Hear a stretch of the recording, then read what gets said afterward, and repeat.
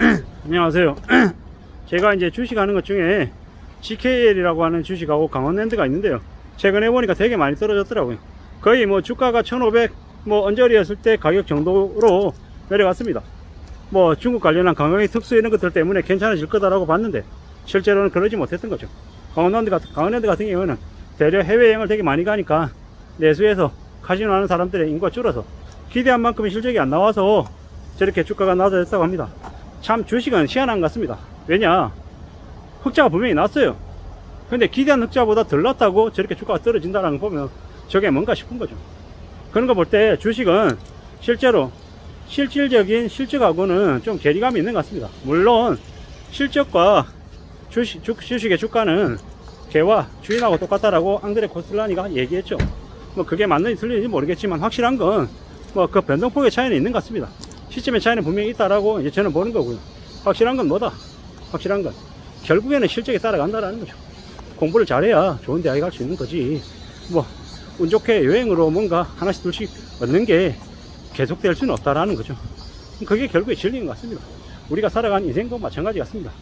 인생을 살아가면서 뭔가 투자를 해가지고 큰 돈을 버는 거, 복이 많아서 운이 좋아서 운 좋게 아주 큰 돈을 벌 수 있다라는 거죠.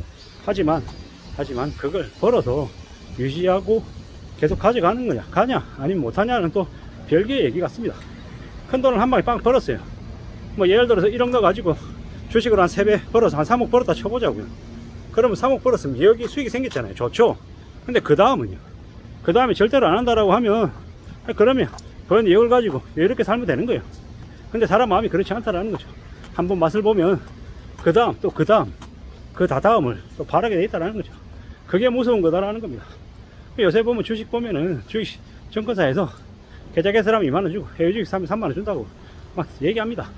뭐 가만히 있는데 그냥 5만원 꽁돈을 주네. 그게 꽁돈이겠습니까? 아니면 유혹이겠습니까? 유혹입니다. 세상에 꽁돈 없습니다. 그렇게 쉽게 생각하고 들어가면 하다 보면 이제 좀 재밌거든요. 수익도 좀 나는 것 같고, 그러다 보면 이것도 하고 저것도 하고 하다 보면 이제 나중에 이제 주식에 빠져가지고 이제 미수도 하고 투기도 하고 이제 그러면서 하는 거죠. 그렇게 하게 하려고 일부러 꼬대기는 겁니다. 5만원 줄 테니까 너 해볼래? 가만히 있으면 너 돈 벌잖아. 코인도 마찬가지입니다. 코인도 하면 2만원 줍니다.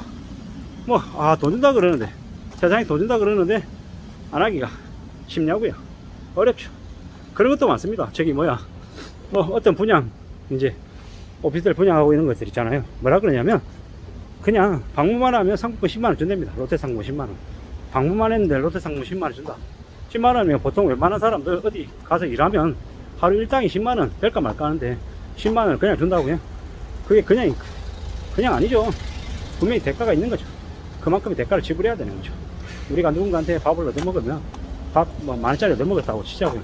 그 사람이 하는 말을 개무시할 수 있습니까? 그 사람이 나한테 짜증나게 했는데 내가 대놓고 쉽게 얘기하기가 어렵습니다. 왜? 얻어먹었으니까. 얻어먹었으면 내가 뭔가 그 사람한테 해줘야 된다는 그런 반대급부가 필요하기 때문에 마냥 그 사람이 하는 얘기를 무시하기가 어렵다라는 겁니다. 그게 현실입니다. 이게 현실인데 뭐 쉽게 공짜로 뭔가를 얻는다, 그런 거 없다라는 겁니다. 그런 생각을 하는 것 자체가 말이 안 되는 거라고 보면 맞겠습니다. 우리가 사는 삶이 참 어렵습니다. 쉽지 않다라는 거죠. 쉽게 생각하고 만만하게 뭔가를 이뤄내려고 마음먹으면 뭐가 생깁니까? 화가 미칩니다. 화가. 좋지 않은 일들이 생길 수 있다는 거죠. 내가 뭔가를 그냥 쉽게 할 거다, 금방금방 이뤄낼 수 있을 거다, 그런 마음을 먹는 건 매우 위험한 생각입니다. 그런 생각 자체를 버리는 게 좋죠. 안 하는 게 좋습니다. 그런 생각 잘못했다가는 무슨 일에 연루가 돼가지고 괴로운 일이 생길지 모른다라는 겁니다. 우리가 살면서 이유 없이 그냥 아무한테나 잘해주지 않습니다. 뭔가 반대급부를 바라는 게 있기 때문에 그 사람에게 잘해주는 겁니다. 그걸 잊지 말아야 됩니다. 저 사람이 그냥 나한테 잘해주던데 좋던데, 그런 게 어디 있습니까? 나한테 아무 이유 없이 잘해주면 그 사람이 나를 사기 쳐먹으려고 하는 수작이거나 아니면 나한테 뭔가 바라는 게 있다라고 보면 거의 맞습니다. 사람을 왜 그렇게 못 믿냐 그러고 의심해서 되겠냐라고 얘기하는 놈들 많습니다. 근데 지금의 시대에는 사람을 의심해야 되고 확인해야 되고 조심하는 게 맞습니다. 그렇게 살아야 당하지 않습니다. 뭐 당하면 그로 인한 이제 후유증이 꽤나 큽니다. 그래서 말씀을 드리는 겁니다. 누군가한테 돈 빌려줄 때 차용증 무조건 쓰고 공증 쓰고 계좌에 취하고 현금으로 주면 안 되고, 말하는 거 하나하나 녹음해야 되면 녹음하고 기록을 남기면 그 기록을 남기고 그러한 활동들 다 해야 됩니다. 그래야지만이 삶을 헤쳐나갈 수 있습니다. 사는 게 절대 쉽지 않고 어렵고 무섭습니다. 그럼 무서운 현실을 어떻게 맞이하겠습니까? 어떻게 받아들여야 되겠습니까? 냉정하게 봐야죠. 현실이 되게 삭막하고 살벌하고 무섭기 때문에 두려움을 가지고 사는 건 당연한 겁니다. 무서운 현실을 그냥 너무 쉽게 생각하고 만만하게 생각하면 어떻게 됩니까? 우습게 보면 큰 거 다치는 거죠. 국가대표 축구 선수가 경기에 나서서 상대방 선수를 우습게 보면 어떻게 됩니까? 큰 거 다치는 거죠. 아무리 약팀하고 싸운다 하더라도 항상 긴장 놓치면 안 되고 제 실력을 더 발휘하기 위해서 더 어떻게 해야 됩니까? 페이스 조절해야 되는 거고, 흥분하지 말아야 되고, 최대한 차분하게 플레이할 수 있게끔 연습해야 되는 거죠. 우리 일상에서도 흥분하지 않고 서두르지 않는 걸 연습해야 됩니다. 흥분하면 지는 거고 서두르면 지는 겁니다. 조급하게 뭔가를 얘기할 때 그게 끌려가면 삶이 괜찮아질 수 없습니다.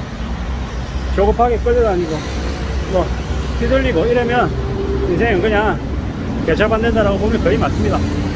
사는 건 절대 쉽지 않다라는 거, 막막하다라는 거, 무섭다라는 거, 그걸 기본값으로 생각하고 지내는 게 제일 좋습니다. 세상에 내 뜻대로, 내 바람대로, 내 생각대로 뭐 일사천리로 다 진행되면 얼마나 좋겠습니까만은 그런 생각 자체를 버리는 게 안전하게 사는 길입니다. 내가 생각한 대로 착착 흘러가지 않는다. 너무 좋게 순탄하게 잘 흘러가면 뭔가 좀 이상하다, 의심을 해봐야 되는 게 맞다라는 거죠. 아주 오랜 기다림 뒤에 원하는 거 겨우 한 개, 두 개 얻을 수 있을까 말까 하는 게 보통 세상의 진리입니다. 그게 안전한 길입니다. 안전하게 살아갈 생각해야 됩니다. 부자들이 왜 그렇게 의심병이 많고 뭘 하나 결정해도 심사숙고하고 알아보고 또 알아보고 하겠습니까? 왜겠습니까? 피 같은 재산 잃어버리면 복구하는데 정말 시간이 오래 걸리면 너무도 잘 알기 때문입니다. 뭐 중소기업 사장들 욕 되게 많이 하는데 사람 안 믿습니다. 안 믿고 일일이 확인하고 아주 치졸하게 얘기하고 뭐 온갖 쓰레기 같은 짓을 많이 합니다. 어쩌면 그렇기 때문에 중소기업 사장으로 살아남았을지도 모릅니다.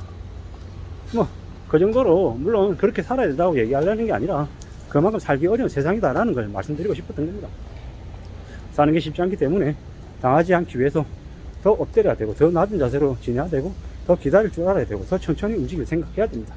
서두르지 않는 거, 참고 견디는 거, 그것만이 이 힘들고 어려운 경제 난국의 시대에 살아남는 비법이다 라고 감히 말씀드리고 싶습니다. 그렇게 천천히 갈 국리를 해야 될 것 같습니다. 감사합니다.